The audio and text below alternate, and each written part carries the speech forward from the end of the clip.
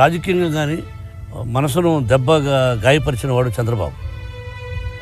అంటే heritage foods నాది సంస్థ, నా డబ్బు ఎక్కువ, నా షేర్ ఎక్కువ, అతనిది తక్కువ.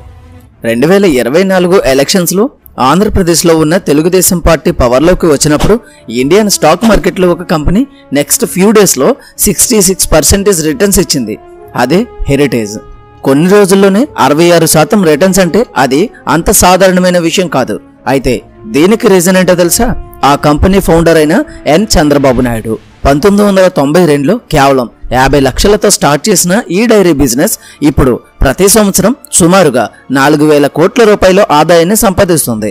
సో ఇక్కడ క్వశ్చన్ ఏంటంటే, ఒక పొలిటీషియన్ గా తన కెరీర్ ని స్టార్ట్ చేసి ఎప్పుడు ఫుల్ టైం పాలిటిక్స్ లో ఉండే చంద్రబాబు నాయుడు అసలు ఈ హెరిటేజ్ కంపెనీని ఎప్పుడు స్టార్ట్ చేశారు, ఎలా స్టార్ట్ చేశారు? ఈ కంపెనీ వెనుక చాలా పెద్ద కాంట్రవర్సీ ఉంది.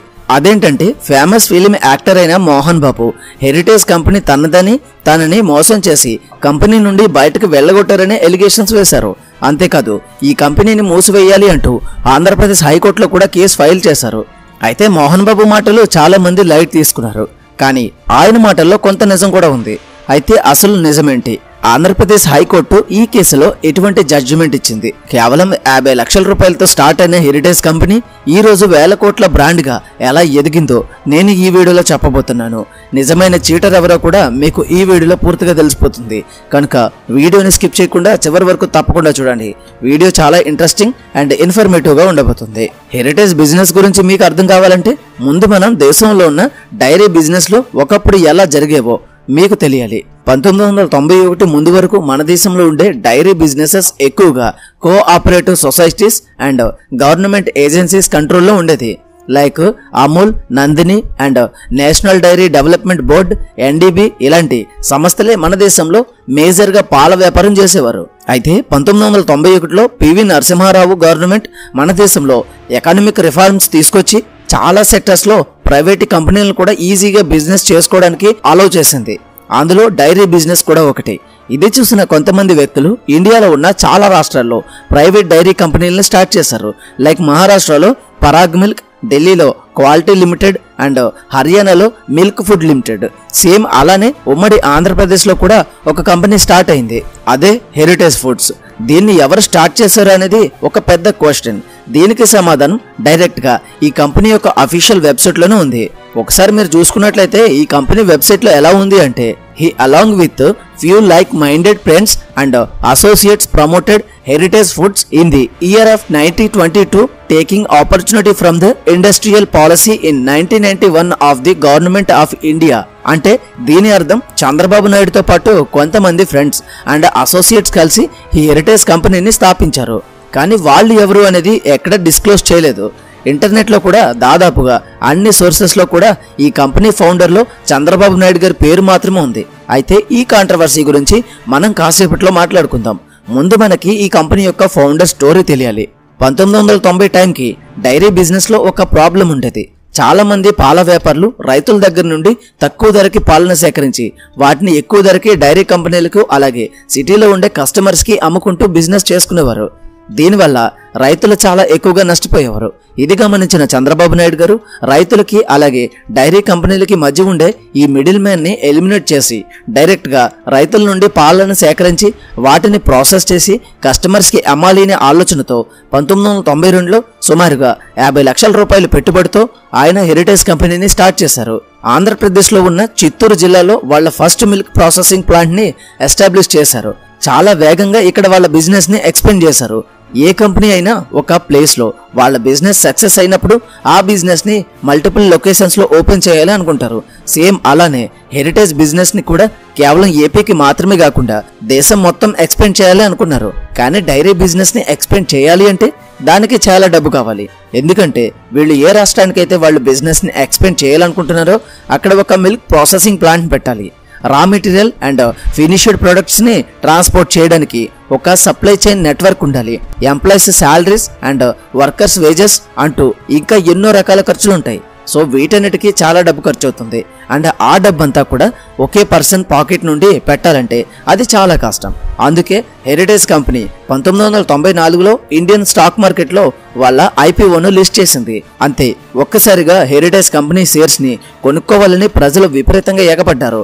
ఎంతలా అంటే 1994లో ఈ కంపెనీ ఐపీఓ ఏకంగా 54 టైమ్స్ ఓవర్ సబ్స్క్రైబ్ అయింది. ఓవర్ సబ్స్క్రైబ్ అంటే ఏంటి అనుకుంటున్నారా? ఒక ఎగ్జాంపుల్ తో చెప్తాను, జాగ్రత్తగా వినండి. XYZ అనే పేరుతో ఒక కంపెనీ ఉంది. ఆ కంపెనీలో ఒక 100 షేర్స్ ని ప్రజలకి అమ్మి 1000 రూపాయలు ఫండ్ ని జనరేట్ చేయాలి అనుకున్నారు. సో ఈ 100 షేర్స్ ని కొనుక్కోవాలంటే జనరల్ గా ఒక 100 మంది ఇన్వెస్టర్స్ ఉంటే సరిపోతుంది, అవునా? కానీ ఒకవేళ ఈ 100 షేర్స్ కోసం 5400 మంది అప్లై చేస్తే దాన్నే ఓవర్ సబ్స్క్రైబ్ చేయడం అంటారు. సేమ్ ఇలానే హెరిటేజ్ కంపెనీ ఐపీఓ కూడా 54 టైమ్స్ ఓవర్ సబ్స్క్రైబ్ అయింది. అయితే దీనికి 2 రీజన్స్ ఉన్నాయి. రీజన్ నెంబర్ 1, అప్పట్లో హెరిటేజ్ కంపెనీ బిజినెస్ చాలా వేగంగా గ్రో అవుతూ ఉంది. రీజన్ నెంబర్ 2, 1994లో అసెంబ్లీ ఎలక్షన్స్ లో ఆంధ్రప్రదేశ్ లో టీడీపీ ప్రభుత్వం పవర్ లోకి వచ్చింది. అంటే ఇండైరెక్ట్ గా హెరిటేజ్ కంపెనీకి గవర్నమెంట్ సపోర్ట్ ఉన్నట్టే. అందుకే ప్రజలు ఈ కంపెనీ షేర్స్ ని కొనడానికి ఇంతలా ఎగబడ్డారు. లాజిక్ అర్థమైంది కదా? నెక్స్ట్, హెరిటేజ్ కంపెనీ ఐపీఓ నుండి వచ్చిన డబ్బుతో చంద్రబాబు నాయుడు ఈ కంపెనీ బిజినెస్ ని ఆంధ్రప్రదేశ్ తో పాటు కర్ణాటక, తమిళనాడు అండ్ మహారాష్ట్ర లాంటి డిఫరెంట్ స్టేట్స్ కి ఎక్స్పాండ్ చేశారు. 1994లో తెలుగుదేశం పార్టీ పవర్లోకి వచ్చి ఎన్టీ రామారావు గారు ముఖ్యమంత్రిగా అయినప్పుడు ఆయన చంద్రబాబు నాయుడిని ఫైనాన్షియల్ మినిస్టర్గా అపాయింట్ చేశారు. సో 1992లో హెరిటేజ్ కంపెనీ స్టార్ట్ అయినప్పటి నుండి ఆ కంపెనీకి చంద్రబాబు నాయుడే మేనేజింగ్ డైరెక్టర్గా ఉండేవారు. కానీ 1994లో ఆయన ఫైనాన్షియల్ మినిస్టర్ అయ్యాక తన ఎండీ పొజిషన్కి రిజైన్ చేసి తన ప్లేస్లో తన వైఫ్ అయిన నారా భువనేశ్వరి గారిని ఎండీగా అపాయింట్ చేశారు. ఇక్కడ నుండి కంప్లీట్ గా కంపెనీ భువనేశ్వరి గారి అండర్లోనికి రన్ అయింది. నెక్స్ట్ 1992 నుండి 1999 వరకు, అంటే ఈ కంపెనీ స్టార్ట్ చేసిన ఫస్ట్ 7 ఇయర్స్ వీళ్ళు కంప్లీట్ గా మిల్క్ బిజినెస్ మాత్రమే చేసేవారు. కానీ 2000 ఇయర్లో హెరిటేజ్ కంపెనీ ఫస్ట్ టైం వాళ్ళ ప్రొడక్ట్ డైవెరిఫికేషన్ చేసింది. అంటే ఈ కంపెనీ పాలు మాత్రమే కాకుండా పాలుతో తయారయ్యే డిఫరెంట్ ప్రొడక్ట్స్ ని అమ్మడం స్టార్ట్ చేసింది. లైక్ కర్డ్, బటర్, పన్నీర్, గీ, ఐస్ క్రీమ్స్, ఫ్లేవర్డ్ మిల్క్. వీటిని వాల్యూ యాడెడ్ ప్రొడక్ట్స్ అంటారు. అంటే వీటన్నిటిని తయారు చేయడానికి యూజ్ చేసే రా మెటీరియల్ ఒక్కటే, అదే పాలు. కానీ ఈ పాలని డిఫరెంట్ వేస్ లో ప్రాసెస్ చేసి డిఫరెంట్ ప్రొడక్ట్స్ ని తయారు చేస్తారు. ఈ ప్రొడక్ట్స్ ని పాల కంటే ఎక్కువ ప్రైస్ కి అమ్ముతారు. దీన్నే వాల్యూ యాడెడ్ అంటారు. సో 2000 ఇయర్లో హెరిటేజ్ కంపెనీ ఈ వాల్యూ యాడెడ్ ప్రొడక్ట్స్ ని స్టార్ట్ చేసి వాళ్ళ బిజినెస్ ని ఇంకా ఎక్స్పెండ్ చేసుకోవడానికి ట్రై చేస్తుంటే, మరొక వైపు ఈ కంపెనీ మూసివేయాలని ఒక వ్యక్తి ఆంధ్రప్రదేశ్ హైకోర్టులో పిటిషన్ ఫైల్ చేశారు. ఆయనే డాక్టర్ ఎం మోహన్ బాబు. మోహన్ బాబు హైకోర్టులో వేసిన పిటిషన్ లో చంద్రబాబు మీద అలాగే హెరిటేజ్ కంపెనీ మీద చాలా ఎలిగేషన్స్ వేశారు. వీటిలో కొన్ని ఇంపార్టెంట్ పాయింట్స్ చెప్తా చూడండి. 1992లో హెరిటేజ్ కంపెనీని స్థాపించిన వాళ్ళలో మోహన్ బాబు కూడా ఒకరని, తాను ఈ కంపెనీలో 23.7 lakhs ఇన్వెస్ట్ చేశానని క్లెయిమ్ చేశారు. తన సిగ్నేచర్ ని ఫోర్జరీ చేసి తనని బోర్డ్ ఆఫ్ డైరెక్టర్ పొజిషన్ నుండి తప్పించారని, ఇల్లీగల్ గా నారా భువనేశ్వరి గారిని ఈ కంపెనీ ఎగ్జిక్యూటివ్ డైరెక్టర్ గా అపాయింట్ చేశారని, ఇంకా ఎన్నో ఫ్రాడ్ యాక్టివిటీస్ చేసి చంద్రబాబు ఈ కంపెనీని తన సొంతం చేసుకున్నారని ఎలిగేషన్స్ చేశారు. అంతేకాదు, కంపెనీ యాక్ట్ 1956లో ఉన్న సెక్షన్ 443/1 ప్రకారం హెరిటేజ్ కంపెనీని బైండ్ ఆఫ్ చేయాలని, అంటే వెంటనే మూసివేయాలని కోర్టులో పిటిషన్ ఫైల్ చేశారు. ఆంధ్రప్రదేశ్ హైకోర్టు ఈ పిటిషన్ ని ఫాలో అవుతూ చంద్రబాబు నాయుడు ఫ్యామిలీతో పాటు మరికొంతమందికి నోటీసులు ఇష్యూ చేసింది. అయితే హైకోర్టులో heritage company lawyers Mohan Babu చేసినవి అన్ని ఫాల్స్ ఎలిగేషన్స్ అని, కంపెనీలో జరిగిన అపాయింట్మెంట్స్ అన్ని కూడా రూల్స్ కి అనుగుణంగానే జరిగాయని, మోహన్ బాబు చెప్తున్నట్టు ఆయనకి ఈ కంపెనీలో 30% నుండి 40% కాదు, కేవలం 2.19% వాటా మాత్రమే ఉందని డిఫెండ్ చేశారు. అంతేకాదు, బోర్డ్ ఆఫ్ డైరెక్టర్స్ పదవి నుండి మోహన్ బాబుని ఎవరూ తీసేయలేదు. ఆయనే ఫిల్మ్ ఇండస్ట్రీలో బిజీగా ఉండడం వల్ల ఆయనే వాలంటీర్గా డైరెక్టర్ పదవి నుంచి రిజైన్ చేశారని హెరిటేజ్ కంపెనీ కోర్టులో వాదించింది. అయితే మోహన్ బాబు తన ఎలిగేషన్స్ ని ప్రూవ్ చేసుకోవడానికి కోర్టులో ఎలాంటి ప్రూఫ్స్ ని సబ్మిట్ చేయలేదు. సో ఇది చూసిన హైకోర్టు ఏం జడ్జిమెంట్ ఇచ్చింది అంటే, మోహన్ బాబు చేసిన ఎలిగేషన్స్ కి కారణం కేవలం పర్సనల్ గొడవలు మాత్రమే. హెరిటేజ్ కంపెనీ యొక్క షేర్ హోల్డర్స్ ఇంట్రెస్ట్ కి ఈ కేసుకి ఎలాంటి సంబంధం లేదు. పైగా ఈ కంపెనీ ఫైనాన్షియల్ గా స్ట్రాంగ్ గా ఉంది. ఇన్వెస్టర్స్ కి కూడా ఎప్పటికప్పుడు డివిడెండ్స్ ని పే చేస్తుంది. ఇలాంటి ఒక కంపెనీని మూసివేయడం కుదరదని చెప్పి ఆంధ్రప్రదేశ్ హైకోర్టు ఈ కేసుని డిస్మిస్ చేసింది. సో ఫైనల్ గా మోహన్ బాబు చేసిన ఎలిగేషన్స్ అన్ని పక్కన పెడితే ఈ కేసులో మనకి 2 పాయింట్స్ క్లియర్ గా అర్థమవుతున్నాయి. పాయింట్ నెంబర్ 1, హెరిటేజ్ కంపెనీలో మోహన్ బాబుకి వాటా ఉంది అనే మాట నిజం. Point number 2, 1994లో Mohan Babu heritage కంపెనీకి డైరెక్టర్ గా పనిచేశారు. ఈ 2 విషయాలు కూడా కోర్టులో ప్రూవ్ అయ్యాయి. కానీ మోహన్ బాబు మాత్రం ఇప్పటికీ కూడా మీడియా ముందు హెరిటేజ్ కంపెనీలో ఇంకా తనకి 30% వాటా ఉందని క్లెయిమ్ చేసుకుంటున్నారు. దీని మీద మీ ఒపీనియన్ ఏంటో కామెంట్ లో చెప్పండి. అండ్ ఫైనల్ గా 2001లో ఈ కేసు నుండి బయటకు వచ్చాక మళ్ళీ హెరిటేజ్ కంపెనీ వాళ్ళ బిజినెస్ మీద ఫోకస్ చేయడం స్టార్ట్ చేసింది. నెక్స్ట్ 10 years లో ఈ కంపెనీ పాలతో పాటు కర్డ్, బటర్ అండ్ పన్నీర్ లాంటి డిఫరెంట్ ప్రొడక్ట్స్ అమ్ముతూ బిజినెస్ చేసింది. ఈ బిజినెస్ 2010 వరకు రన్ అయింది.